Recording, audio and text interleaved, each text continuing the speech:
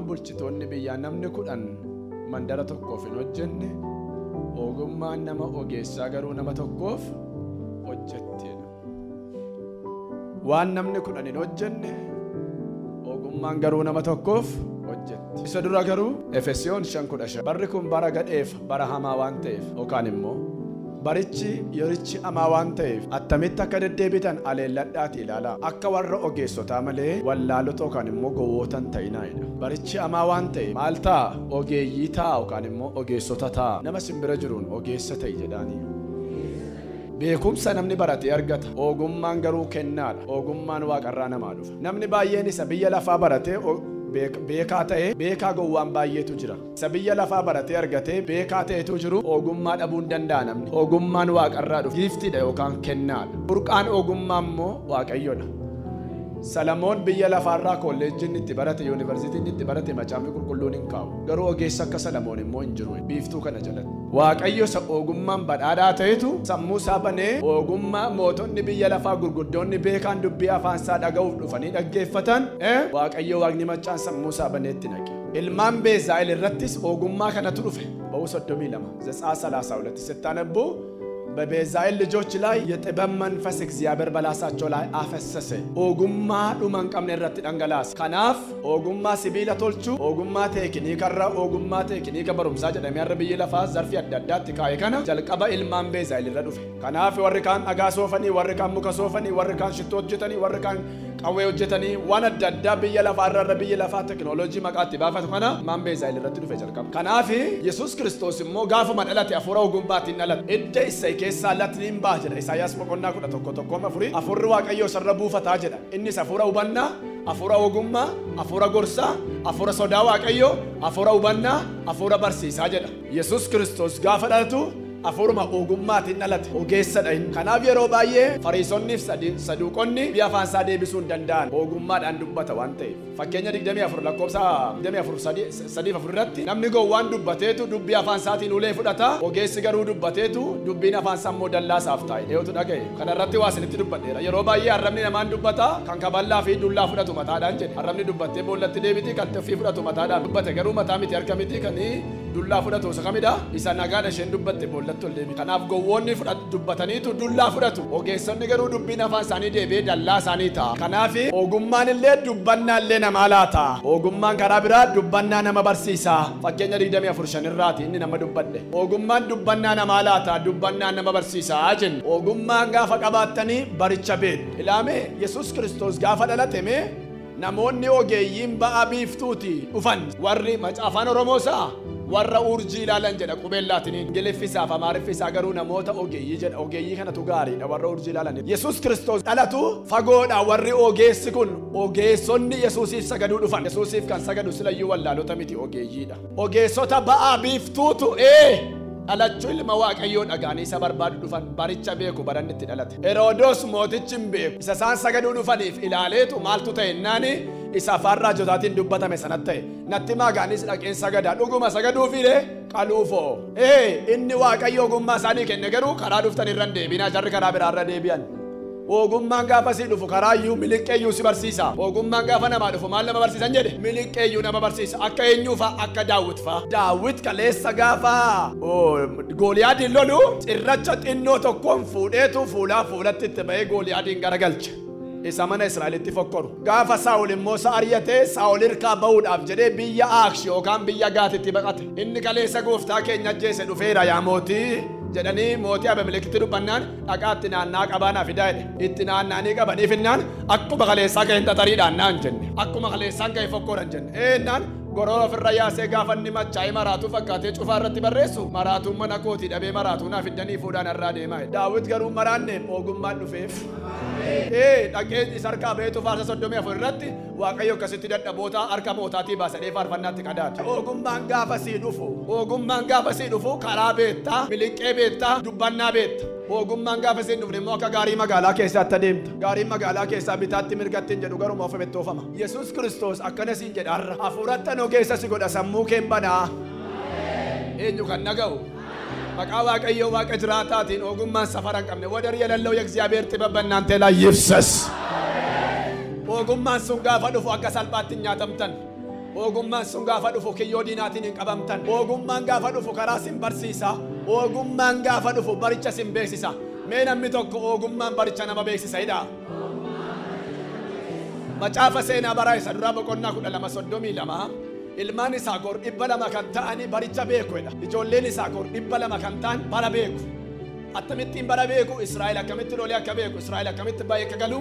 ilmaan Yisaakor kun bara beeku 200 san ዘመኑን የሚያውቁ የእስራኤል የይሳኮር ልጆች 200 ነበር እጅግ ጠቢባን ናቸው bara beeku san ogummaa qabu bara beeku waan barri baatee dhufu beeku barichi maal fakkaata barri kun maal fakkaata barri kun maal baata maal of keessaa qaba garamitti adeema bara beeku ilma waaqayyoo jaamaa miti ilma waaqayyoo duudaa miti ilma waaqayyoo gurra qabu nagau ija qabu ilaalanii argu sammuutti yaadan qabu ilma waaqayyoo baricha beeku warri baricha beekan immoo ofii duwwaa miti sakaan iyyuu hin ceesisu Mewasini dubbisa waa'ee bara beekuu irrattanii waa'ee bara dhumaachuu wal qabeen dhageessin ittaasa mul'ata Yohaannis boqonnaa 13 lakkoofsa 18 nan dubbisa maqaa Yesuus Kiristoosiin kana keessatti ogummaan hin barbaadama mena wajjin jedha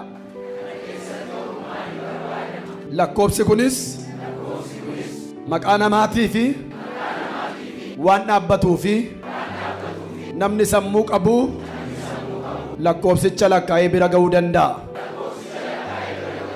lakkoofsi isaa immoo 666 kana keessatti maaltu barbaachisa ogummaatu barbaachisa isa kamiin isa barri baatee fidu isa seexanni ittiin ilmaan namaa kana arraagatu kana beekuudhaaf lakkoofsa 666 afuura bara dhumaa kana beekuu kan danda'u nama ogeessatu beeka gowwoonni beekan kana keessatti ogummaan hin barbaadama mul'ati Yohaannisiif macaafni raajii Daani'el walii isaan kun waa'ee baroota dhumaa kan the last time yookaan immoo waa'ee kaataaloojii waa'ee deebi'ee dhufuuti kan isaan haasa'an akkana jedha Yohaannis gaafa mul'ata kana barreessu kana keessatti ogummaan hin barbaadama ogummaan baricha hubatu seexanni inni durii gowwaadha seexana bara durii yoo ifattan eessaa qabde koosii irraa ka'een qabadheedha atuu buna kooftuu dhuftee narra dabarraa nama taashee yaabe keessumaa bara 82 kaasee amma keessumaa mana naannoo 90 haraqee irratti hanqabe maaloo irratti hanqabe inni bara durii gowwaan inni ammaa barataadha itunni kompiitara laalee maal godhuun yuutuubii irratti galee yatamaaree seexan sun batamaaree silti madaaniyaaleem kaalmetta sun alleluuyaa amma si'ana bara si'ana amma yeroo baay'ina ilfattu miti asitti hin calaana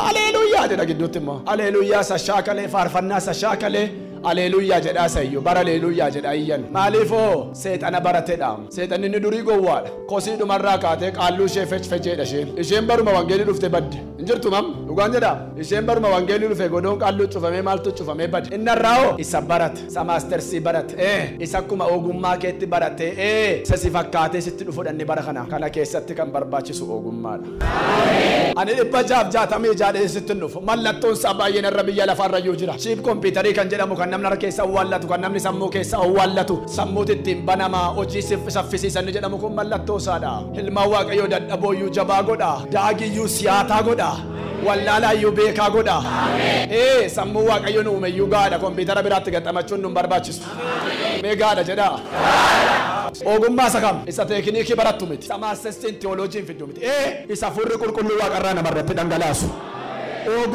ogummaa seexanaa lafatti dabalu ogummaa biyya lafaa lafatti dabalu jedha mitiire raajii Isaayyaas boqonnaa 44 lakkoofsa 24 maal jedha gaafa waaqaaf lafa uume eenyutu na wajjiniin ture gorsa ogummaa eenyuun hangaafadhe ani mortuuf xibaartuu bara dhumaatti nan maraachaa sagalee garboota kootii nan cimsa ogummaa ogeessota lafattan dabalaa'idha የጠቢባንን ጥበብ ከንቱ የሚያደርግ ብርታታቸው ወደ ስንፍና የሚለውጥ እግዚአብሔር ጥበብ በእናንተ ላይ ዛሬ ይፍሰስ በኢየሱስ ስም kana keessatti maaltu barbaadama ogummaatu barbaadama ogummaa safurri waaqayyoo kenna akka jedhe gooftaa Yesuus ilmaan biyya lafaa kun jedhe ilmaan dukkanaa kun ijoollota waaqayyoo caala baay'eef shaalotadha isin caala warra biyya lafaatu baay'eef shaalota ogummaa isa waaqarraa kanaaf ogeessi bara beeka barri maal baatee dhufaa jira jaamaa ta'e ittiin adeemu barichi maal baatee natti dhufaa jira seexana maaltu mataa dhukkubsa beektu gaafa sin memoorii isa waaqarraatiin guutamta yeroo hundumaa seexarri memoorii waaqayyoo nama keessaa ajjeesuudhaaf ni mataa dhukkubsu seexana ajandaa waaqayyoo nama keessaa balleessu kan seexanni mataan buufamee maraatu gaafa ajandaa waaqayyoo sirratti banamu waa argachuu keef dhabuu keessa kana seexanni dhimma qabu isa kana namatti rakka kanaafi kan seexana rakkisu yoo ajandaa waaqarraa sirratti baname waa'een ogummaa waaqarraa badhaadhummaa waaqarraa inni dhuma hin qabne inni dhoksaa seexana bakkeetti baasu inni dukkana ibsu inni lubbuu dukkanaa ifatti fidu gaafa sirratti banamu inni kun seexana maraachaa bula. Arraa kaasee waan jedha Waaqayyo Waaqni maccaan jireenya seexana maraachu si haa jiraachisu. Nuyi kiristaanni dhugaan biyya lafaarra gaafa jiraatu baay'ee fayyina baay'eef immoo mataa dhukkubbiidha. Seemola zalaalame baarek. Baay'een akka nuun fayyu baay'een immoo mataa bowwaafachiisaa jiran nu maqaan isaa ulfaatu. Warraan liqeeffannu warraan qabnu garuu funyaan gaara ga'ee dhaabbataa bula. Maaliif godoo isaaniitu diigamaa oola moorii isaaniitu diigamaa oola. Kanan isinitti mu barbaadu arra waa'een isa lafarraa kanaa qabaam seetanni maal Yesuusiin maal jedhe yooti naa sagadde isa kana qabeenya kana maalan godha kan saatiin inni sintu gowwoome malee seetan qabeenyi qabaamee biyya lafarraa hundu kana kan seetanaatiin Waaqayyo duwwaamtiin bitaa biyya lafaa hidhaam harka ishee keessa jiraam harka ishee keessa jiraam inni garuu inni yeroon akkas jedhu Waaqayyo Yesuusin jechuu komiti maal warri kaan waan gooftaa argataniifidha kan isaan sooraman amma reef nurraa banamaa jira malee iyyeettiin joonjoftuun warraan keenyaadha malee warri kaan waan qabu amma gooftaan nurraa dhahaa jira maqaan isaa ulfaatu malee waan kadhataniifi qabdi isheen isan namne inni ishee yeroo hundumaa si balleessuu barbaaddu waa'ee barachuu kee miti waa'ee argachuu kee miti waa'ee mana ijaarrachuu miti waa'ee beekuu kee miti ajandaan Waaqayyoo si keessa jira annaan seexanni isa kanaa fi maraatummaadha.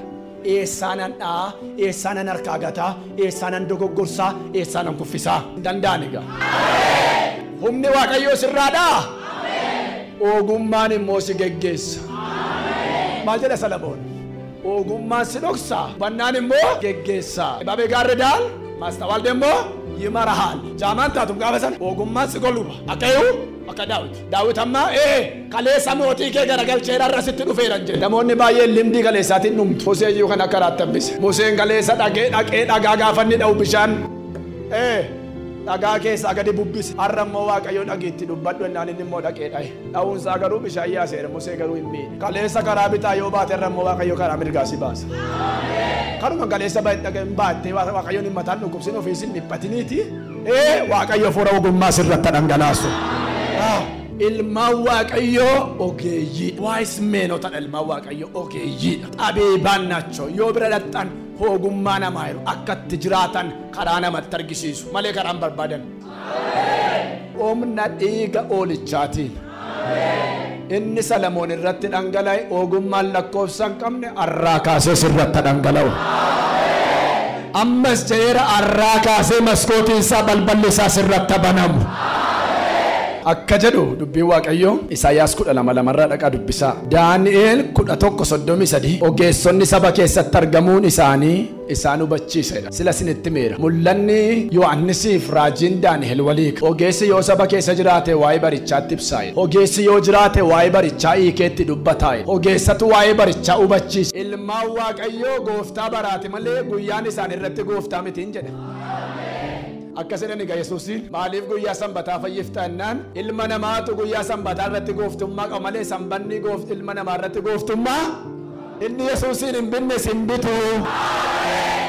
Afaan Amaariffaa mee kutaan sila sini dubbise Efesoon 5:15 zamanuu waajuudha baricha bitaa'edha yoo ogeessa taate baricha bitta yoo wallaaloo taate immoo baratu si bitee darba kanaafi ati yoo ogeessa taate gooftaa baraate malee barri gooftaa kee miti. Kanaafuu nan jedha Waaqayyo Addaamiin gaafa uume qilleensa lafarraa munyuuqaa irratti bararratti waan hundumaa irratti aaboo qabaadhu bitii jedhe Addaam waan gufeef harkaa fuudhame karaa Yesuus immoo nutti deebi'e arraa kaasee afurri bitu afurri to'atu afurri yaadu afurri ogummaa sitti deebi'eera maqaa Yesuusiin galateeffamaadha. Ogummaan gaafa dhufu geggeessummaa gaariitu jiraata marii yemmi'uun sa'u baxibam ነው namni geggeessaa ta'u ogummaadhaan humna waan qabaatteef nama bulchitu nama biyya bulchurra nama of bulchitu caala jedha Salamoon leenca du'eerra immoo saree lubbuun jiru wayyaa ageeriin ከሚያስተዳድር ይልቅ ራሱን የሚያስተዳድር ይሻላል አመቱ nama bulchaa sinin jedhi nama dhibba xaffartaniin bulchitu of bulchuu garuu hin dandeessan of bulchoonni sinin jedhu nyaatanii dhugdanii miti miira keessan fedha keessan to'attanii yaada keessa yaada gooftaa yaada bulchitanii san jedhaa jiran malees hojjettanii jiraachuutti ni jedhaa namni nama bituu hin danda'a garuu fedha isaa bituu hin danda'u ogummaan gaafa sin irratti dhufu garuu geggeessummaan gaariin achi dhufa. Daani'eel 12:3 macaafa Daani'eel fakkeenyaaf 18 karaan qajeelota akka bakkalcha barii ol ba'aa bulayidha warri qajeelummaaf dhiibamtanii natti dukkanaa ittaan gammadaa isiniif ergaan qabaarra keediyaan adeemu sii bari'aa deema malee. Biftuun kee ifa ishee dukkaneessaan adeemtu ከክብር ወደ ክብር ግሎሪ ቱ ግሎሪ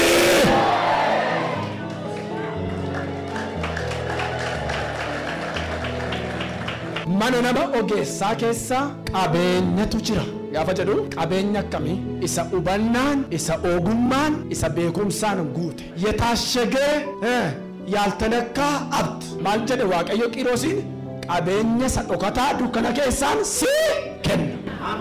Qabeenyi isa dhokataa jechuun eenyuyyuu qabee ittiin buune. Nama ogeessa keessa xabiibsa ውስጥ ያልተነካ የተደበቀ ሀብት አለ. Gowwaa keessa miti nama ogeessa keessa qabeenya eenyuyyuu ittiin buune. Albuuda amma beekaa isinitti hima. Albuudi eessa jira? Hin jiru albuudi lafa keessa. Albuudi lafa keenya keessa jiratanii sirbitu miti. Albuudni guddaan isin keessa jira. Yaaltan akka albuudi guddaan qabeenyi hin tuqamne eenyuun keessadha? Meena keessadha? Atoo albuudi isin keessa hin jiraanne albuudummaa isaa maaliin beektu? Maaliin beektu hin jedhe? Beektu hoo?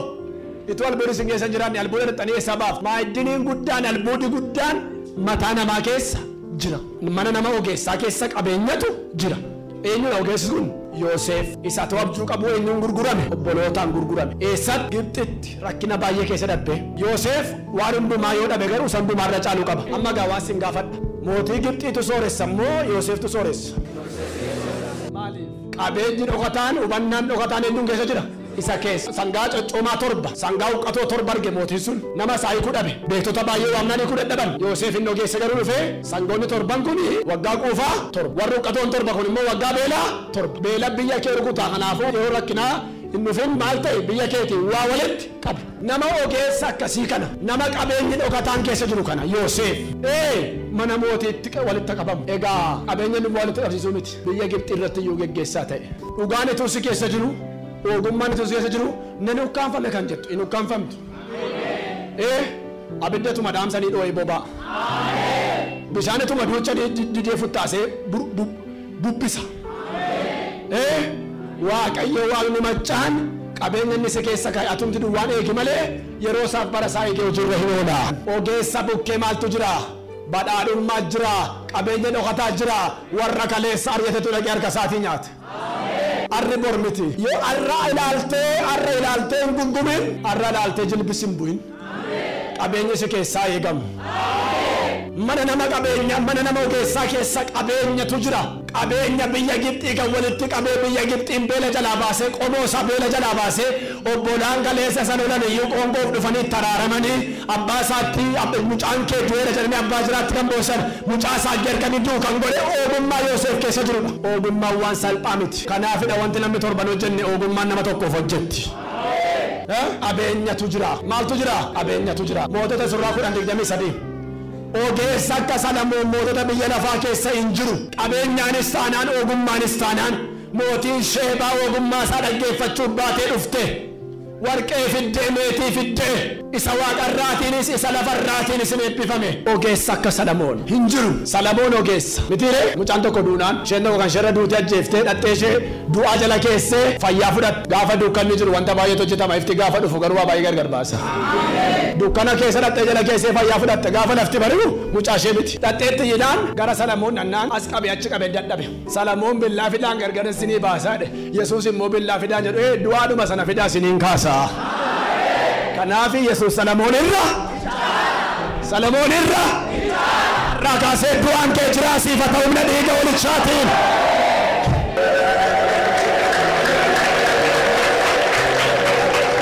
Ogummaan Salamoon kan kakuu moofaati. Ogummaan Yesuus immoo kan kakuu kakuu moofaa qalee araarsa. Kakuu naaraa immoo kaasee araarsa. Maamaandoo. Belambe tokko ameen. Mama. Du'aa qalameti Yesuus du'aa fidaa isiniin kaasaidha malee. Salamoon irra kan caalu kun as jira.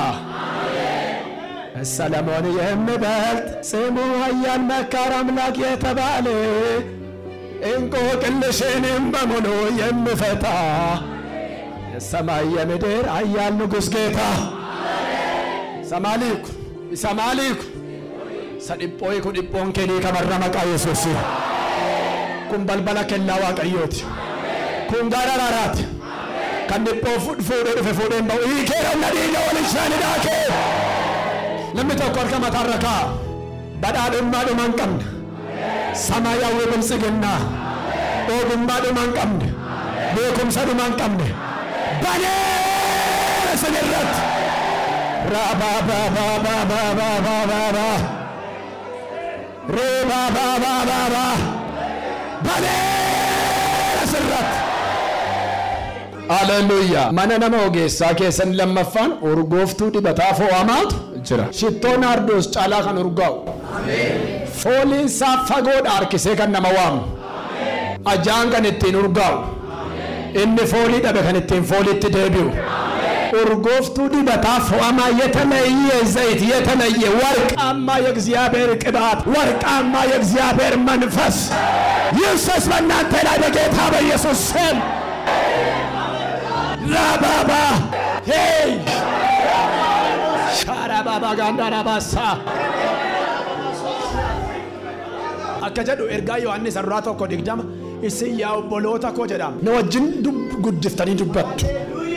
Erga Yohannis arrato ko digdama isin garu isa qulqullu sanaan dibamtaniitu hundumti keessanis beektota. Wow. Maqaa waaqayyo waaqa jiraatan irraa kaasee hafuurri sun si amacheessu. Baqaddusu qibaat hafuura sanaan dibamtan isin hundumti keessan maalidha beekoo. Ilma waaqayyo keessa wallaalaan hin jiru isin hundumti keessan beekoo. Ogeeyyi. Urgooftuu dibataa fo'ama. Uumama 41-35 akka jedhani nama hafuurri waaqayyo keessa jiru nama akkasii kan argachuu hin dandeenyu. Inni biyya kana irratti mootii ta'uu qaba. Eenyuun Yoosefiin isa keessa maaltu jira?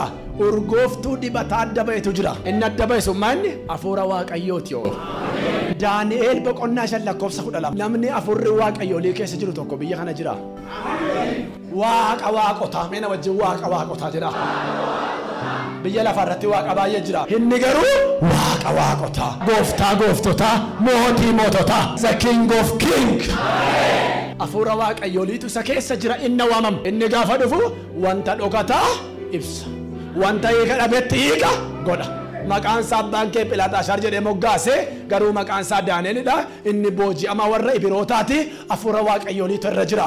Bara abbaan kee akka ta'e yoo satabjuu hiike adhufu gara kee maal godha? Maal godha? Maal godha?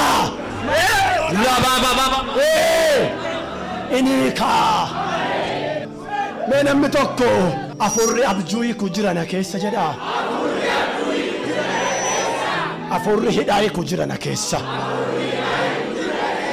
Urgooftuu dibataa adda bahetu jira na keessa.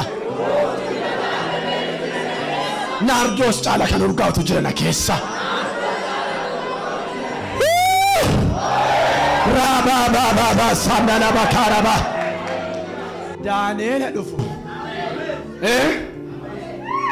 Beektonni biyya kalaadota keessa jiran hadhumanii habadanii maaliif nama abjuu ku dhabame.